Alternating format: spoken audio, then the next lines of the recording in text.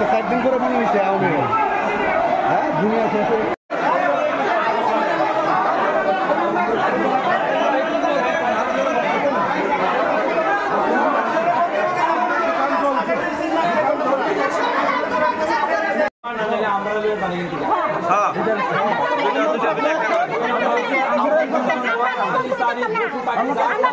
আমরা তো শিয়ালের